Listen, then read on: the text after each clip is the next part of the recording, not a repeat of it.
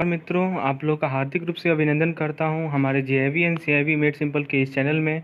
तो दोस्तों, आज के इस वीडियो लेसन में हम लोग अपने legal and regulatory aspect of banking के यूनिट नंबर 17 को डिस्कस करेंगे, जो कि बेस्ड है टाइप्स ऑफ क्रेडिट फैसिलिटी। तो दोस्तों, हम लोग देखेंगे कि क्रेडिट फैसिलिटी कितने तरह के होते हैं और उनसे रिलेटेड जो भी इंपॉर्टेंट जानकारीज हैं, जिनसे रिलेटेड क्वेश्चन पूछे जा सकते हैं, वो हम लोग इस टॉपिक में देखेंगे। आइए सबसे पहले देखते हैं कि आईएफबीएफ ने इस टॉपिक से, इस चैप्टर से हमें क्या क्या टॉपिक पढ़ने को बोला है। तो प्रेस्क्राइब किया है उन्होंने। सबसे पहले हमें कैश क्रेडिट को समझना है, उसके बाद ओवरड्राफ्ट को, उसके बाद हमें डिमांड लोन को समझना है, उसके बाद टर्म लोन और बिल फाइनेंस। तो ये सभी टॉपिक को हमें इस चैप्टर के अंदर देखना है। आइए दोस्तों, शुरुआत करते हैं सबसे पहले टाइप ऑफ क्रेडिट फैसिलिटी से। तो क्रेडिट फैसिलिटी को हम लोग दो टाइप में डिवाइड करते हैं। ये किस बेसिस पे? तो बेसिस है हमारा फंड आउटफ्लो। अब ये दो पार्ट कौन कौन से हैं? तो पहला पार्ट है हमारा फंड बेस्ड क्रेडिट फैसिलिटी और दूसरा पार्ट है हमारा non fund based credit facility. अब दोस्तों, ये चीज़ों को समझना काफ़ी आवश्यक है कि मैं आप लोगों को एक तरीके से समझाता हूँ कि फंड बेस्ड क्या होता है, नॉन फंड बेस्ड क्या होता है। तो जिस केस में फंड का आउटफ्लो हो, ठीक है, आउटफ्लो का फंड का आउटफ्लो होने का क्या मतलब है? इसका मतलब ये हुआ कि बैंकर का जो मनी है वो कस्टमर को दिया गया, मतलब कि आप बैंकर हैं, आप कस्टमर को पैसा दे रहे हैं, तो ये फंड आउटफ्लो हुआ। तो ऐसे केस को हम लोग फंड बेस्ड क्रेडिट फैसिलिटी दे रहे हैं, कहते हैं हम लोग। अब जैसे इस केस में क्या क्या आता है दोस्तों, जैसे कैश क्रेडिट हुआ या ओवरड्राफ्ट हुआ, ठीक है, टर्म लोन हुआ, डिमांड लोन हुआ, बिल फाइनेंस हुआ। ये सभी के सभी में आप क्या कर रहे होते हैं? एज अ बैंकर आप जो है मनी का ट्रांसफ़र कर रहे होते हैं कस्टमर को। तो ये सभी के सभी हमारे फंड बेस्ड क्रेडिट फैसिलिटी में आ जाते हैं। और नॉन फंड बेस्ड में क्या आते हैं कि बैंक का जो फंड है वो डायरेक्टली नहीं दिया जाता है कस्टमर को, और इसके अंदर आते हैं हमारे bank guarantee, BG, letter of credit, LC, acceptance facility. तो चीज़ें आपको क्लियर हो गई होंगी। आइए हम लोग क्वेश्चन देखते हैं। Based on fund outflow the credit facility allot by bank can be grouped as. तो फंड आउटफ्लो के बेसिस पे जो बैंक का जो क्रेडिट फैसिलिटी है उसको ग्रुप कर सकते हैं। तो अभी हम लोगों ने देखा है एक है फंड बेस्ड और एक है नॉन फंड बेस्ड, यानी ऑप्शन बी जो है वो हमारा करेक्ट होगा। ओके, जो हमारा नेक्स्ट क्वेश्चन है, which of the following credit facility is not a fund based facility sanction to a borrower. अब देखिए, आपके सामने चार फैसिलिटी दिया गया है, इनमें से आपको वो फैसिलिटी को सेलेक्ट करना है जो फंड बेस्ड नहीं है, ठीक है, नॉन फंड बेस्ड फैसिलिटी है। आप बताइए। पहला ऑप्शन है ड्रॉई बिल एक्सेप्टेंस, दूसरा है ओवरड्राफ्ट, तीसरा है डेफर्ड पेमेंट गारंटी और चौथा है हमारा बिल फाइनेंस।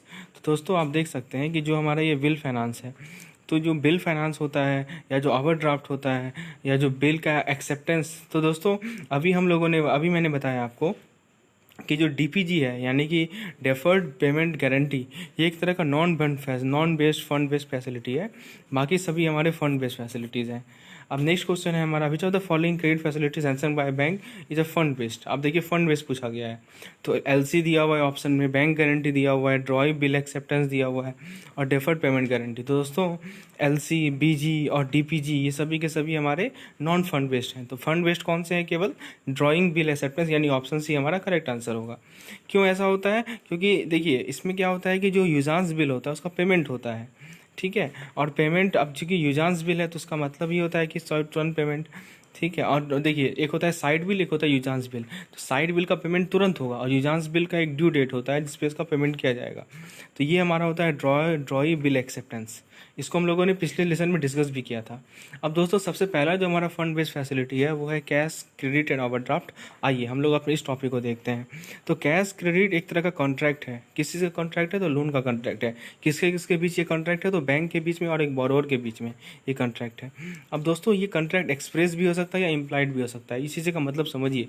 जैसा कि केस है एक bank of Maharashtra versus United construction corporation. इसमें ऐसा हुआ कि कंपनी ने अपने अकाउंट को ओवरड्यू कर लिया और उसको कोई रेटेड कॉन्ट्रैक्ट का ओवरड्राफ्ट था नहीं, तो बैंक ने रिपेमेंट डिमांड की। ऑब्वियस सी बात है, करेगा ही, क्योंकि उसका ओवरड्यू था अकाउंट। तो कस्टमर ने क्या किया कि रिफ्यूज़ किया, वो रिफ्यूज़ कर दिया इंटरेस्ट पे करने से। तो बैंक ने क्या किया कि एक सूट फाइल कर दिया कि जो भी मनी ओवरड्रॉ किया गया है उस बैंक ने एक सूट फाइल कर दिया। तो जो बॉम्बे हाई कोर्ट था उसका डिसीजन ये आया कि यहाँ पे कोई ज़रूरी नहीं है एक्सप्रेस कॉन्ट्रैक्ट का, ठीक है, क्योंकि ये इम्प्लाइड चीज़ है। समझ रहे हैं बात को? अब देखिए क्वेश्चन आपके सामने, if a customer overdraw an account although there is no sanction overdraft limit and the later on refuses to repay it, what remedy is available to the bank. तो ऑब्वियस सी बात है, यदि लास्ट बाद में वो रिफ्यूज़ कर रहा है पेमेंट से, तो बैंक जो है क्या करेगी, दोनों चीज़ रिकवर करेगी, प्रिंसिपल भी करेगी और इंटरेस्ट भी रिकवर करेगी। क्योंकि ये जो कॉन्ट्रैक्ट मैं पहले से बता रहा हूँ कि जो कैश क्रेडिट है या जो ओवरड्राफ्ट है, ये इम्प्लाइड कॉन्ट्रैक्ट है, इसमें कोई जरूरी नहीं कि रिटर्न लिखा हुआ हो। समझ में आ रहा है आपको। अब देखिए एक बहुत ही इंपॉर्टेंट रूल है क्लेटॉन्स केस। ये केस बहुत ही हेल्पफुल है, जगह जगह काम आएगा ये, इसको ध्यान से समझिए। देखिए दोस्तों, जो क्रेडिट फैसिलिटी जो कि दिया जाता है कैश क्रेडिट के फॉर्म में या ओवरड्राफ्ट के फॉर्म में, ये नॉर्मली ऑपरेट होता है एक रनिंग अकाउंट से, ठीक है। अब रनिंग अकाउंट से ऑपरेट तो आपको पता ही होगा, सीसी अकाउंट होता है, ठीक है। और ये कस्टमर के पास होता है ये। तो जब भी कस्टमर पैसा निकालता है उससे, तो अकाउंट डेबिट हो जाता है, और जब भी कस्टमर पेमेंट करता है तो अकाउंट क्रेडिट हो जाता है। अब लॉ में क्या कहा गया है कि each item of a debit form a separate loan and is credit as a repayment of the earliest date. ये बहुत इंपॉर्टेंट लाइन है दोस्तों, इसको अंडरलाइन कर लीजिए कि जितने भी डेबिट आइटम्स हैं वो एक लोन का पार्ट हो जाते हैं, और जितने भी क्रेडिट आइटम हैं वो हमारे रिपेमेंट हो जाती है अर्लियर डेबिट का। अब देखिए मैं एग्जांपल से समझाता हूँ। मान लीजिए कि दो आइटम है डेबिट साइड में, समझिए बात को। दो आइटम, एक कस्टमर का करंट अकाउंट है और उसके डेबिट साइड में दो आइटम है। पहला डेबिट साइड उसने 3 मार्च को किया था और वो 1000 रुपये का था, ठीक है। और दूसरा डेबिट उसने 6 मार्च को किया, वो 500 रुपये का था, ठीक है। और फिर उसने क्या किया, 12 मार्च को 750 रुपये जमा किया। अब आप बताइए कौन सा सम एप्रोप्रिएट होगा, समझिए बात को। तो सबसे पहले ये जो 750 रुपया है वो पहले डेबिट के लिए होगा या सेकंड डेबिट के लिए होगा। तो नियम जो है क्लेटॉन्स केस वो हमारा ये कहता है कि जो पहला अर्लियर डेबिट था 1000 का, उसको हम लोग एप्रोप्रिएट करेंगे, इससे दूसरे वाले को नहीं करेंगे, पहले अर्लियर वाले को करेंगे। तो इसके कारण क्या होगा, this create a problem for the recovery for the bank. तो बैंकर क्या करेगा, क्लेटॉन्स केस के रूल को अवॉइड करने के लिए, तो agree on the method of appropriation and treat all the debit as one डेब्ट। जितने भी डेबिट्स है उसको एक डेब्ट मान के चलेगा वो, ठीक है। चलिए आपके सामने क्वेश्चन है, rule in Clayton case is based on which of the following premises. तो इस debit and credit in running account shall be combined together, इस debit is separate loan and credit account is deemed to have repayment. और सी कर, तो दोस्तों B option correct है। तो रूल ऑफ क्लेटॉन इस प्रीमाइसेस पे है कि जितने भी डेबिट है रनिंग अकाउंट में वो एक सेपरेट लोन है, और जितने भी क्रेडिट है इस अकाउंट में वो रिपेइंग फर्स्ट डेब्ट इन द अकाउंट। ओके, अब हमारा नेक्स्ट है हमारा bank not to terminate overdraft facility without notice. जब भी बैंक ओवरड्राफ्ट फैसिलिटी ग्रांट करता है तो एक कॉन्ट्रैक्ट हो जाता है बैंक और कस्टमर के बीच में, और ये यूनिलैटरली कैंसलेबल नहीं है। अब देखिए केस था Gujarat high court versus Indian Overseas Bank. इसमें क्या हुआ कि Mrs Narayan Prasad Govindlal Patel, in this case a firm was enjoying temporary overdraft facility. Limit कितना था, 5000 था 4 साल के लिए। No document was executed nor was security furnished. The bank unilaterally terminated the facility with the result that a cheque drawn by the firm was dishonoured by the bank on the ground that there was insufficient balance in the account. The firm claimed damage for wrongful dishonor of the check. Both the trial and appellate court ordered the claim of the firm. तो दोस्तों देख सकते हैं आप कि इस case में जो है क्लेम हो गया फर्म का, ठीक है। The further appeal by the bank to the high court was dismissed, which high court observe. तो देखिए दोस्तों ये इंपॉर्टेंट पॉइंट है। तो अभी जो हम लोगों ने कंसेप्ट सीखा दोस्तों, उसके बेसिस पे क्वेश्चन है, bank be allowed overdraft to the firm ABC on a number of occasion but later on a particular day return the cheque and did not allow the overdraft. तो bank सही है करने में, तो दोस्तों bank ऐसा नहीं कर सकता है, ठीक है, क्योंकि पहले नोटिस देना पड़ेगा, ठीक है, कि इसका इंटेंशन क्या है और उसको कंटिन्यू करना चाहता है या नहीं कंटिन्यू चाहता है। वो डायरेक्टली बंद नहीं कर सकता ओवरड्राफ्ट अकाउंट को, यही करने का मतलब हुआ। चलिए, तो दो चीज़ों हम लोगों ने देखा कैश क्रेडिट वाले केस में। अब हम लोग कंटिन्यू करते हैं अपने नेक्स्ट टॉपिक को, जो कि है टर्म लोन और डिमांड लोन।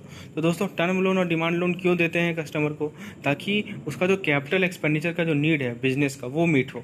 अब देखिए एक लमसम में भी दिया जाता है और फिर कहा जाता है कि तुम over a period of instalment में पे करो, ठीक है। और दोस्तों उसका शेड्यूल जो है वो एग्रीमेंट में ही स्पेसिफाई कर दिया जाता है, तो उसे हम लोग टर्म लोन कहते हैं। टर्म लोन समझिए, आपने ये पैसा एक लमसम में दे दिया और बोरोवर को कहा कि तुम उसको चुकाओ तुम इंस्टॉलमेंट में, ठीक है। और इंस्टॉलमेंट का अमाउंट जो है वो पहले ही प्री स्पेसिफाइड रहता है, तो उसे हम लोग टर्म लोन कहते हैं। और डिमांड लोन में क्या होता है कि अब देखिए नाम ही है डिमांड लोन, तो उसका जब भी डिमांड करेंगे तब वो रीपे करेगा, ठीक है। और उसका रिपेमेंट शेड्यूल होता है जो कि बैंक एग्री करती है। तो टर्म लोन को क्लासीफाई करते हैं short term loan, medium term loan और लॉन्ग टर्म लोन में। आइए जरा देखते हैं इन तीनों में क्या अंतर है। तो शॉर्ट टर्म लोन क्या होता है, जिनका रिपेमेंट 1 साल के अंदर ही हो जाएगा। मीडियम टर्म लोन का 2 से 7 साल के बीच में होगा, और लॉन्ग टर्म लोन का हमारा 7 से ऊपर साल का होगा। तो बैंक जो है शॉर्ट टर्म और मीडियम टर्म लोन ग्रांट कर दी है नॉर्मली, और जो डेवलपमेंट फाइनेंशियल इंस्टीट्यूशन है वो लॉन्ग टर्म लोन ग्रांट करते हैं, जिसे हम लोग DFI कहते हैं, ठीक है। जैसे हाउसिंग लोन जो बैंक सैंक्शन करती है वो लॉन्गर पीरियड के लिए होता है, 20 से 25 साल के लिए होता है। अब क्वेश्चन आपके सामने है, which of the following feature of loan account not do match. ठीक है, मैच कौन सा कर रहा है ये पूछा गया है। तो पहला कह रहा है कि when credit facilities available on revolving basis overdraft, when disbursement is allowed only once and repayment is made in instalment. जब तो देखिए यहाँ पे डिमांड लोन तो नहीं होगा, ये तो टर्म लोन होगा। और जब डिसबर्समेंट को हम लोग अलाउड ओनली वंस, तो हम लोग क्या कहते हैं, डिमांड लोन कहते हैं। ठीक है दोस्तों, डिमांड लोन टर्म लोन में यही अंतर है कि जो डिसबर्समेंट होगा, ठीक है, और रीपेमेंट जब डिमांड पे, देखिए रिपेमेंट पे निर्भर करता है। रिपेमेंट डिमांड होने पे यदि किया जा रहा है तो डिमांड लोन है, और रिपेमेंट यदि फिक्स्ड इंस्टॉलमेंट में किया जा रहा है over a period of time तो वो हमारा टर्म लोन है। तो दोस्तों इसका correct answer option number A, यानी ए ही सही है कि रिवॉल्विंग बेसिस पे यदि फैसिलिटी अवेलेबल है तो वो हमारा ओवरड्राफ्ट अकाउंट होता है। अब देखिए पीरियड किस में मैच नहीं करेगा ये पूछा गया है। तो short term loan within 1 year ये सही है, medium term loan repayable after 1 year up to 7 ये भी सही है, और more than 7 year long term. तो दोस्तों सभी के सभी सही हैं। ठीक है, चलिए अब हम नेक्स्ट टॉपिक को देखते हैं कि टर्म लोन से रिलेटेड कौन कौन से लॉज हैं। तो दोस्तों टर्म लोन का भी कुछ लॉज होते हैं। तो सबसे पहला केस देखिए, ये जो कि हाई कोर्ट के रिस्पेक्ट में था, एक्सेलरेशन ऑफ रीपेमेंट। तो ये देखिए देखिए दोस्तों, PK Achuthan versus state bank of Travancore का केस था कि whether a provision in the hypothecation bond to the effect that on a default of the borrower is paying an instrument, the lender would be entitled to recover the whole of the debt due, inclusive of the future installment in one lump sum is legal। तो Kerala high court का क्या decision आया देखिए, when the contract provide for repayment of money installment and also contain a stipulation that on default being committed is paying any of the installment, the whole sum shall be payable। देखिए दोस्तों पूरा का पूरा सम payable करना पड़ेगा, और lender would be entitle to recover the whole sum.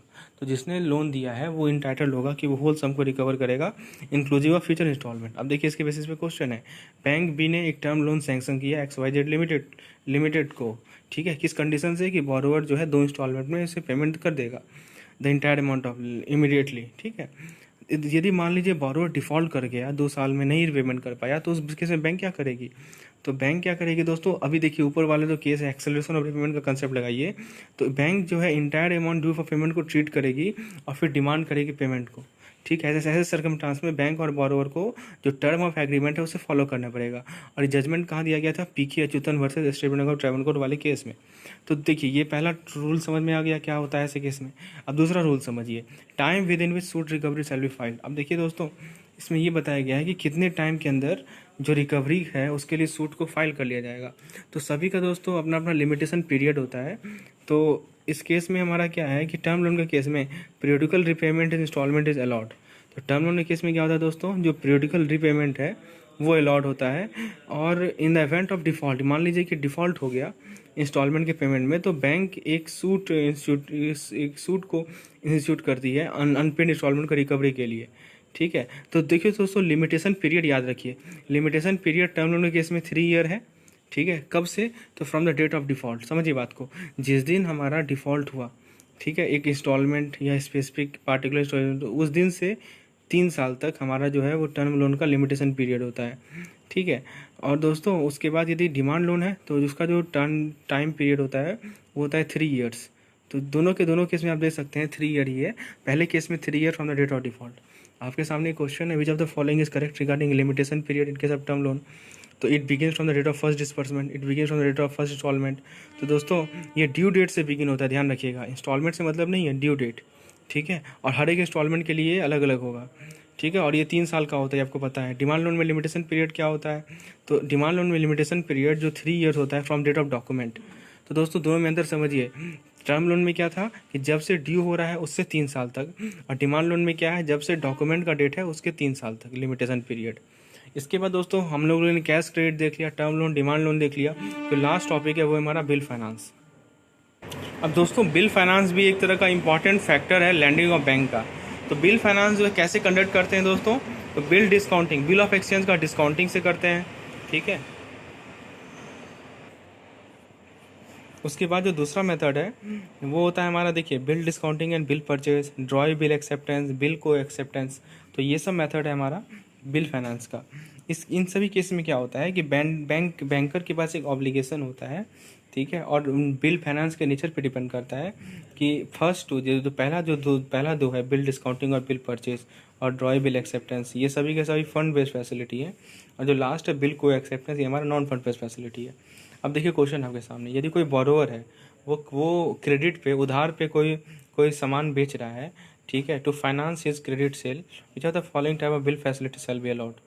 तो ऐसे केस में कौन सा बिल फैसिलिटी उसे अलाउ किया जाएगा? Bill purchase, bill discounting, drawee bill acceptance, bill कोएक्सेप्टेंस।